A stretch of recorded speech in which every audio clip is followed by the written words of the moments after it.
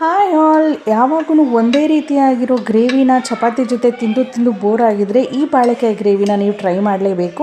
ಇದಕ್ಕೆ ಏನೇನು ಬೇಕು ಅಂತ ನೋಡ್ಕೊಂಡು ಬರೋಣ ಬನ್ನಿ. ಮೊದಲಿಗೆ ರುಬ್ಕೊಳ್ಳೋದಕ್ಕೆ ಒಂದು ಅರ್ಧ ಹಿಡಿಯಷ್ಟು ಕೊಬ್ಬರಿ, ಅರ್ಧ ಹಿಡಿಯಷ್ಟು ಕಡಲೆಪಪ್ಪು, ಒಂದು ಟೀ ಸ್ಪೂನಷ್ಟು ಎಳ್ಳು, 2 ಟೇಬಲ್ ಸ್ಪೂನಷ್ಟು ಖಾರದ ಪುಡಿ, ಒಂದು ಚಿಕ್ಕ ಸೈಜಿನಷ್ಟು ಹುಣಸೆ ಹಣ್ಣು, ಒಂದು ಮೀಡಿಯಮ್ ಸೈಜಿನ ಈರುಳ್ಳಿ, ಒಂದು ಮೀಡಿಯಮ್ ಸೈಜಿನ ಟೊಮೆಟೊ, ಹಾಗೆ ಒಂದು ಸಣ್ಣ ಸೈಜಿನ ಬೆಳ್ಳುಳ್ಳಿನ ತೊಗೊಂಡಿದ್ದೀನಿ. ಇದಿಷ್ಟು ಫೈನಾಗಿ ಪೇಸ್ಟ್ ಮಾಡ್ಕೋಬೇಕು.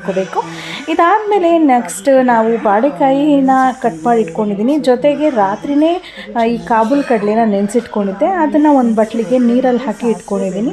ನೆಕ್ಸ್ಟ್ ಒಗ್ಗರಣೆಗೆ ಸಾಸಿವೆ, ಕರಿಬೇವಿನ ಸೊಪ್ಪು, ಚಚ್ಚಿರೋ ಬೆಳ್ಳುಳ್ಳಿ, ಹಾಗೆ 1-2 ಮೆಣಸಿನ್ಕಾಯಿನ ಹಾಕ್ಕೊತಾ ಇದ್ದೀನಿ.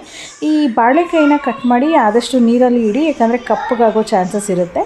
ಈಗ ನಾನು ಕುಕ್ಕರ್ಗೆ 2 ಟೇಬಲ್ ಸ್ಪೂನಷ್ಟು ಎಣ್ಣೆನ ಸೇರಿಸ್ಕೊಳ್ತಾ ಇದ್ದೀನಿ. ಎಣ್ಣೆ ಬಿಸಿ ಆದಮೇಲೆ ಒಗ್ಗರಣೆಗೆ ಬೇಕಾಗಿರೋ ಸಾಸಿವೆ, ಕರಿಬೇವಿನ ಸೊಪ್ಪು, ಬೆಳ್ಳುಳ್ಳಿ ಹಾಗೆ ಒಣಮೆಣಸಿನ್ಕಾಯಿನ ಸೇರಿಸ್ಕೊಂಡು 2 ನಿಮಿಷ ಬಾಡಿಸ್ಕೊಳ್ತಾ ಇದ್ದೀನಿ. ಜಾಸ್ತಿ ಸೀಡ್ಸ್ಕೊಳಕ್ಕೆ ಹೋಗ್ಬಿಡಿ, ಯಾಕಂದರೆ ಫ್ಲೇವರ್ ಹಾಳಾಗುತ್ತೆ. ಬೆಳ್ಳುಳ್ಳಿ ಒಂಚೂರು ಕಂದು ಬಣ್ಣ ಬಂದರೆ ಸಾಕಾಗುತ್ತೆ. ಈಗ ನಾನು ಏನು ನೆನೆಸಿಟ್ಕೊಂಡಿದ್ದೆ ಕಾಬೂಲ್ ಕಡಲೆ ಹಾಗೆ ಬಾಳೆಕಾಯಿ, ಅದನ್ನು ನಾನು ಕುಕ್ಕರ್ಗೆ ಸೇರಿಸ್ಕೊಳ್ತಾ ಇದ್ದೀನಿ. ಇದು ಬಾಳೆಕಾಯಿ ತಳ ಅಂಟುತ್ತೆ, ಸೊ ಹಾಗಾಗಿ ಒಂದು 1/4 ಲೋಟದಷ್ಟು ನೀರನ್ನ ಹಾಕ್ಕೊಳ್ಳಿ, ಆಗ ಅದು ತಳ ಅಂಟದಿರ ಇರುತ್ತೆ. 1-2 ನಿಮಿಷ ಇದನ್ನು ಎಣ್ಣೆಯಲ್ಲಿ ಚೆನ್ನಾಗಿ ಫ್ರೈ ಮಾಡ್ಕೋಬೇಕು. ಇದು ಫ್ರೈ ಆಗೋಷ್ಟೊತ್ತಿಗೆ ಮಸಾಲೆನೂ ರೆಡಿ ಮಾಡಿ ಇಟ್ಕೊಂಡಿದ್ದೀನಿ ನಾನು. ತುಂಬಾ ನೈಸಾಗಿ ನುಣ್ಣಗೆ ರುಬ್ಕೋಬೇಕು. ಇದೆಷ್ಟು ನುಣ್ಣಗೆ ರುಬ್ಕೊಳ್ತೀರೋ ನಿಮಗೆ ಟೇಸ್ಟ್ ಕೂಡ ಅಷ್ಟೇ ಚೆನ್ನಾಗಿ ಬರುತ್ತೆ. ಈಗ ನಾನು ಇದಕ್ಕೆ ಉಪ್ಪನ್ನ ಸೇರಿಸ್ಕೊಳ್ತಾ ಇದ್ದೀನಿ. ಉಪ್ಪು ನಿಮ್ಮ ರುಚಿಗೆ ಎಷ್ಟು ಬೇಕಾಗುತ್ತೆ ಅಷ್ಟು ಸೇರಿಸ್ಕೊಳ್ಳಿ. 1-2 ನಿಮಿಷ ಅದು ಕುದ್ದ ನಂತರ ನಾನು ಮಸಾಲೆನ ಆ್ಯಡ್ ಮಾಡ್ಕೊಳ್ತಾ ಇದ್ದೀನಿ. ಜಾಸ್ತಿ ನೀರು ಸೇರಿಸ್ಕೊಳ್ಳೋಕೆ ಹೋಗ್ಬಿಡಿ, ಒಂದು ಸ್ವಲ್ಪ ನೀರನ್ನ ಸೇರಿಸ್ಕೊಳ್ಳಿ, ಯಾಕಂದರೆ ನಾವಿದು ಗೊಜ್ಜು ಥರ ಮಾಡ್ತಿರೋದ್ರಿಂದ ಕನ್ಸಿಸ್ಟೆನ್ಸಿ ಸ್ವಲ್ಪ ತಿಕ್ಕಾಗಿದ್ದರೆ ಚೆನ್ನಾಗಿರುತ್ತೆ. ನೀವು ಸಾಂಬಾರು ರೀತಿ ಬೇಕು ಅಂತಂದರೆ ನೀರು ಬೇಕಾದ್ರೆ ಜಾಸ್ತಿ ಆ್ಯಡ್ ಮಾಡ್ಕೋಬೋದು. ನಾನಿಲ್ಲಿ ಗೊಜ್ಜು ಥರ ಮಾಡ್ತಿರೋದ್ರಿಂದ ಕಮ್ಮಿ ನೀರನ್ನ ಬಳಸ್ಕೊಳ್ತಾ ಇದ್ದೀನಿ. ಈಗ ಇದನ್ನು ಚೆನ್ನಾಗಿ ಮಿಕ್ಸ್ ಮಾಡಿ 1-2 ವಿಷಲ್ನಷ್ಟು ಕುಕ್ಕರಲ್ಲಿ ಬೇಯಿಸ್ಕೊಳ್ಬೇಕಾಗುತ್ತೆ. 2 ವಿಷಲ್ ಕುಕ್ಕರಲ್ಲಿ ಬೇಯಿಸ್ಕೊಂಡಿದ್ದಾದ ನಂತರ ಇದು ಸ್ವಲ್ಪ ಗಟ್ಟಿಯಾಗಿ ಬರುತ್ತೆ. ನೋಡಿ, ಈ ಕನ್ಸಿಸ್ಟೆನ್ಸಿನಲ್ಲಿರುತ್ತೆ.